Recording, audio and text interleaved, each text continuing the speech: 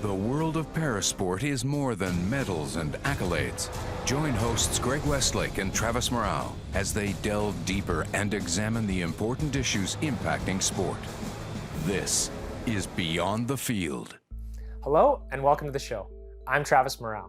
In sports, we often see retired athletes transition to coaching after their career, but in the parasports world, it's far more rare. In this episode of Beyond the Field, we dig into the topic of coaching parasports with a disability. Later in the show, Greg will speak with athlete and coach Peggy Assinck about her dual roles. But first, we're joined by five-time Paralympian turned Wheelchair Rugby Canada assistant coach and my close friend, David Willsie. Dave, thanks for coming on the show. It's my pleasure. Thanks for having me. This is exciting for me, getting to interview my coach. The shoe's on the other foot a little bit right now. Are you worried at all? Nah, no, I'm not worried at all. I've only been your coach for a little while, but I've been your friend for a lot longer, and you know I'll get even with you. See, that's a problem with this situation. This is one of those mutually assured destruction type scenarios. That's right.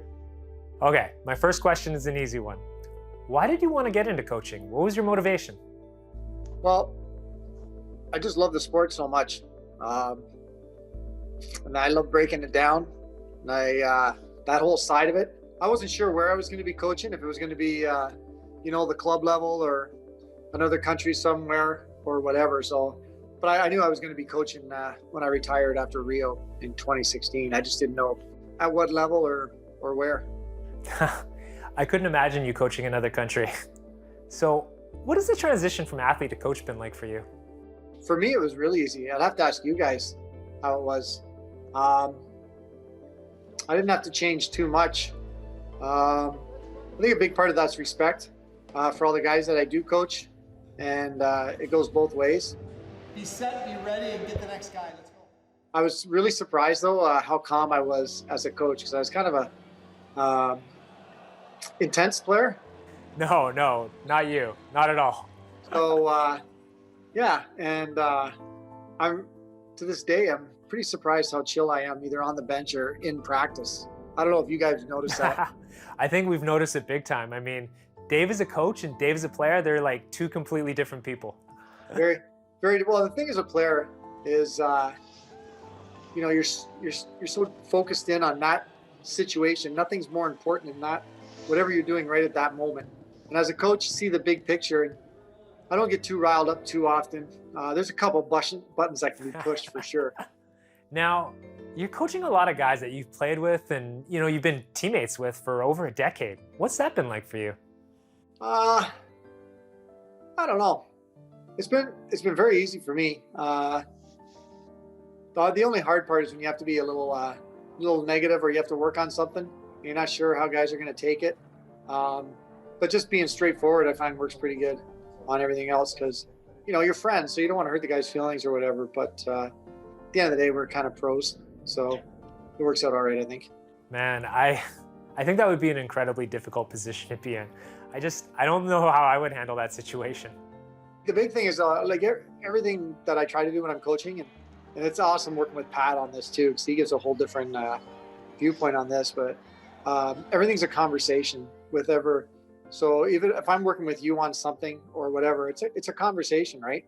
Yeah, Pat is a great communicator. Pat, of course, being Patrick Cote, the head coach of our national team. So Dave, why is it that we don't see more parasport athletes follow a similar path as you and get into coaching? I mean, we see it all the time in the non-parasports world.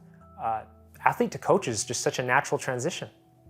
Yeah, I think it could be a couple reasons why. One, there's a certain burnout when they're done, or they're not prepared to make the move. Whereas, over the last 10 years, even before I retired, I was coaching at the club level and then at the provincial level. And so it was kind of a natural progression for myself. A lot of it's monetary. These guys are done, their karting cycle's over, and they got to join the real world, if you will.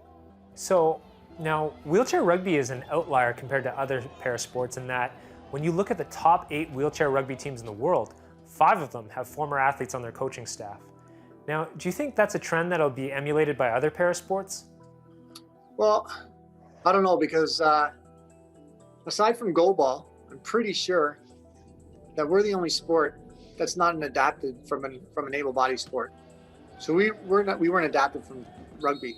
So we have our own set of rules. We have our own set of everything. So there's no able-bodied sport that you can play growing up and then make the transition. And it's very player-driven. I mean, our sport was invented by players. We have players on every board right across the international spectrum. So I think we are unique in that we always want that. It's designed for a very specific demographic, and we want to make sure it stays that way. So I think that's a big part of it for us. We're not like most sports. Yeah, I have to agree. We are definitely in a unique position. So as you've transitioned into coaching, how much did you rely on your lived experience as an athlete who played at the highest level? Actually, at the start, it was kind of a roadblock that I didn't even know about.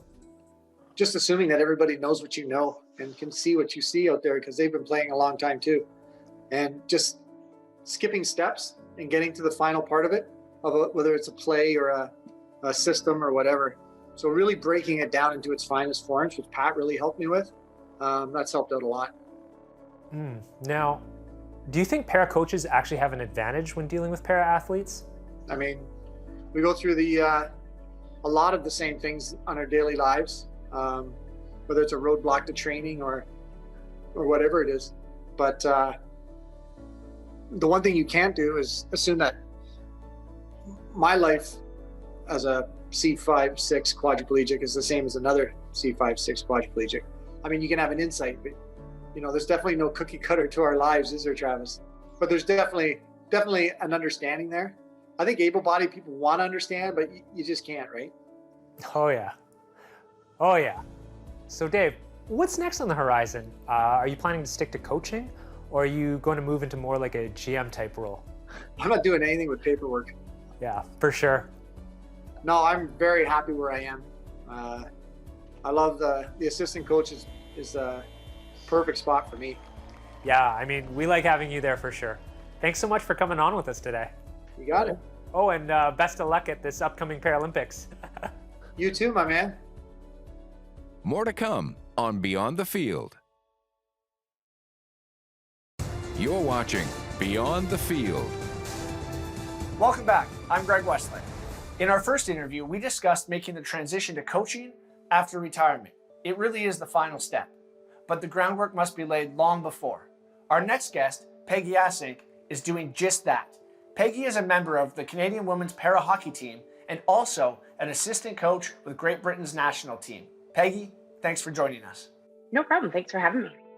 Now, take me back to how you got involved in coaching. Was it something that you always had a burning desire to do, or did someone push you in that direction?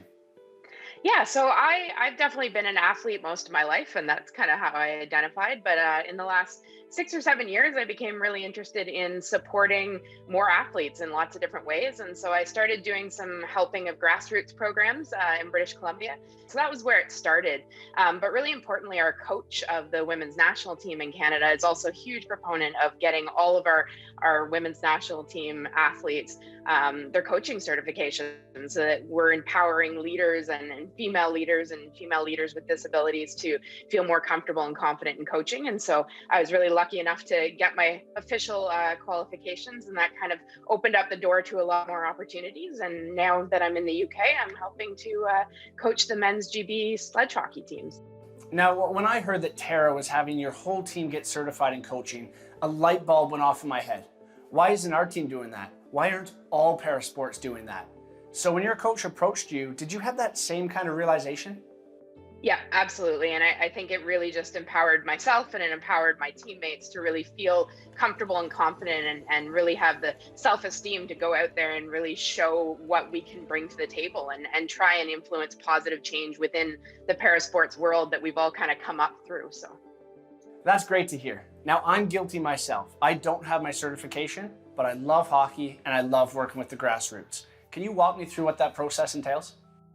Yeah, so I was really lucky enough to go through a sledge hockey specific certification, or para ice hockey. And that was really important actually, because if you look at the framework for coaching within the Hockey Canada system, a good component of that is being out there and skating and learning how to skate backwards and those kind of things, which are obviously not accessible for people depending on their disabilities. And it was just nice to see everybody in sledges. And that was such an important piece to that coaching program, because there are situations where, people are coaching and have never sat in a sledge before and they don't understand the logistics of it and some of the challenges involved. And so it's pretty cool to have a situation where whether you have a disability or not, everybody's getting into sledges and seeing, what that's like. And that's going to influence who they are as coaches down the line. I agree. It's definitely important for the able-bodied coaches to understand what it's like to be in a sled. But what about the disabled people who live it every day? Is there added value to having a coach with a disability, a coach who has actually played the sport? And why don't we see more of it at this stage? Yeah, I absolutely think it's really, really important. I think that having role models that are disabled coaches are really important so that athletes feel like that's something that they could aspire to. I think that's needs to happen more often. Unfortunately, I think there's a lot of barriers for people with disabilities to continue in coaching roles. Often I think that they're financial, because we know that there's a lot of barriers that are financial to even just be able to have the funds to play as an athlete, let alone the amount of volunteer hours and those kind of pieces that are involved in coaching at different levels and really having the capacity to give back. I do think there's probably some ableism that is involved in some of these coaching situations as well. We know that, being a prominent coach from an able-bodied sport is a hard thing to contest with, to be honest with you. And so I do think that the more role models that we see where we realize that, the value of having a disabled person who's been through an athletic system that understands the sport potentially better than able-bodied people and highlight what they can bring to the table is just going to be really important, so that we start to see more and more spots being opened up for coaches with disabilities or coaches with more background or experience within the disabled community. That's awesome. You're so busy, you're so accomplished, and I'm curious, how do you balance being an active player on the team with the demands of being a coach as well? Yeah, so definitely that is a stressor. There's definitely a lot of things that need to be getting done on a regular basis, but you can also work things in. Like I can do workouts that I'm helping to facilitate on the men's GB side while being an athlete and doing those workouts. Yeah, it's definitely a struggle. I think the biggest thing is knowing that our coach of our women's national program is a huge supporter of me and my coaching role and recognizes how it's making me a better athlete. So I think that's a really important piece. So I am pretty comfortable with, spending some time being an athlete and some time being a coach and knowing that both of those things are helping to legitimize my role on the other side. For sure. Now, I have a bit of a loaded question for you. How do we get more people with disabilities into coaching? I think that we need to find ways to support athletes in their transition so that they feel like they can have a role in their sport, even if they get cut from a national team or something along those lines. And I think there's some really great programs that I've seen in the able-bodied sport world that support that transition. And so I think we need to really start to focus and think about ways we can do that within our disabled sporting world as well. And then just having more role models, right? If you see a really amazing coach who has a disability at the side of the next big Paralympic Games or any of those types of situations, that is going to inspire you to not just want to be a Paralympic athlete, but maybe just to be a Paralympic coach. And both of those things would be a pretty great opportunity, right? And I think that'll trickle down, from the highest levels of high performance sport all the way down to grassroots levels where we have more people with disabilities that are supporting disabled sport. Representation is key. It inspires the next generation. But before they come up and step into a coaching role, there must be some obstacles that they must overcome. I have to ask, is there any logistical issues to coaching with a disability? Yes, absolutely. So even in the context of para ice hockey, for example, if I am going to a para ice hockey rink that is already fairly accessible for our athletes, there's a lot of things that haven't been thought through for coaches. And so I was lucky enough to go with the men's GB team to the Pool B World Championships, which was an amazing experience in Berlin last year, or I guess a year and a half ago. But as an example, I had a hard time accessing the rinks. The doors were too narrow. I wanted to sit in my wheelchair because I'm not very stable on my feet. when everybody was shaking hands, there wasn't the opportunity to go out and join people. So there's lots of those pieces that make it logistically quite difficult, even in the context of a fairly accessible para ice hockey rink, let alone if you think about a disabled athlete who is transitioning to coaching and maybe thinking about coaching in an able-bodied sport. You can imagine there's probably much more barriers in that context as well. Lots of changes still need to happen, obviously. So what do you see as your future in coaching? Yeah, so right now I'm feeling very, very lucky to be able to be an assistant coach on as part of a national team program. And so I'm really excited to continue in that role while I'm here in the UK. And obviously at the same time continue, rostering to the women's national team and as an athlete for as long as I possibly can. I definitely foresee myself having a coaching role moving forward. And so I'm hoping that no matter what, wherever it is that I end up living, I'm really hoping to kind of, keep my foot in a few different pools with regards to grassroots all the way up to high performance levels, because I really like the challenge across the board. So, Peggy, thank you so much for your time. I got to be honest, I'm inspired. I want to go get my coaching certification right now. So thank you so much for your time today. I appreciate it. Perfect. Thank you so much for having me. I appreciate it. Beyond the Field will return. You're watching Beyond the Field. Welcome back. I'm Travis Murao, and as always, I'm joined by my co-host, Greg Westlake. Today, we're talking about coaching with a disability in the parasport world. Now, in wheelchair rugby, we have a retired athlete as our assistant coach. Greg, I'm wondering if you ever see the day where the head coach of the national para ice hockey team is a person with a disability. I do see that day. I don't know exactly when it's going to come or, how soon, but, right now our video coach is a former player and, he just retired in 2018 after the games in South Korea. So that's a pretty quick transition. I do hope it gets to the point of a real prominent assistant coach coaching job, because as we know, as people with disabilities, representation is huge. If you can see it, you can be it. And we need coaches at high levels with a disability so that kids everywhere know that when they're done playing, there's still room for them in their sport. You mentioned your assistant coach is a former player. Does that help, having somebody who has a disability but has played the sport that you're competing in? I think it adds a different dynamic, and it's a huge advantage for some coaches, especially in parasport, where we have an athlete who, as a retired player, he knows exactly the struggles that we as athletes with a disability have, and he's able to bring insight into the coaching staff. And whether it means giving us a little extra break some mornings, it's been invaluable to us. And I think it's something we're going to see in the future in other different parasports. Greg, during your interview, you expressed that you had some interest in possibly coaching after your athletic career is over. Do you still see that as an avenue that you'd like to pursue? It could be. But there has to be good high-level opportunity. We play such long careers. For me, by the time I'm done, I will have spent almost 18 years on the Team Canada, probably 5 Paralympic Games.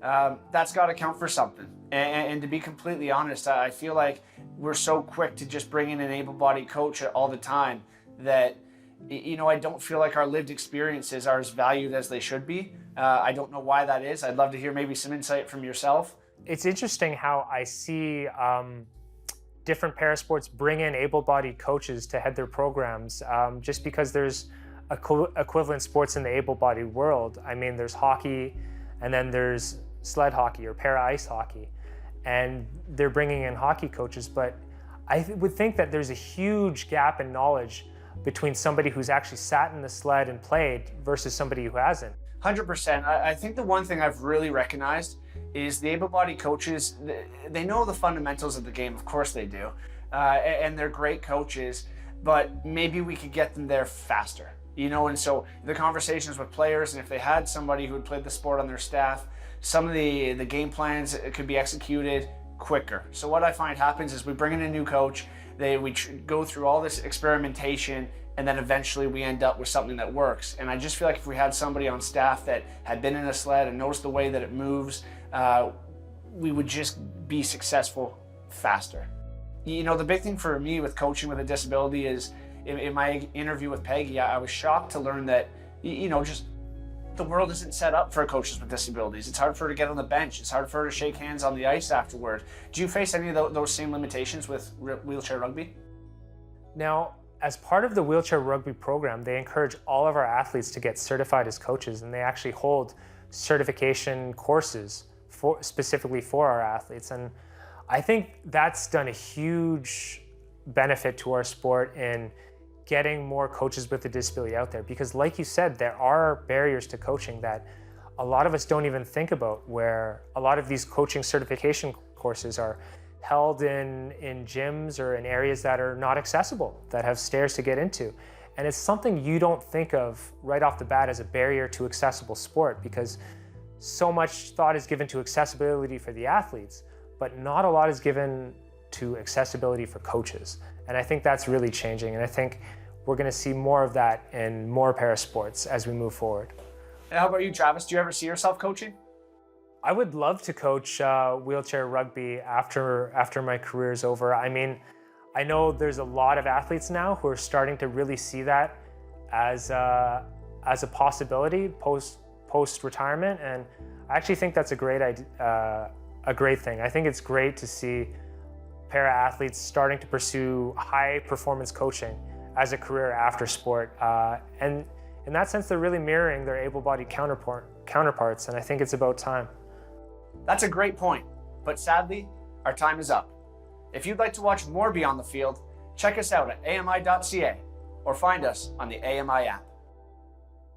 Hosts Travis Murao, Greg Westlake, producer Ted Cooper, associate producer Alex Smythe, videographer Matthew McGurk, editors Manuel Grados Andrade, Matthew McGurk, integrated described video specialist Ron Rickford, audio post Mike Monson, graphics Mike Smith, senior producer Michelle Dudas, president and CEO David Arrington, copyright 2021, Accessible Media Inc.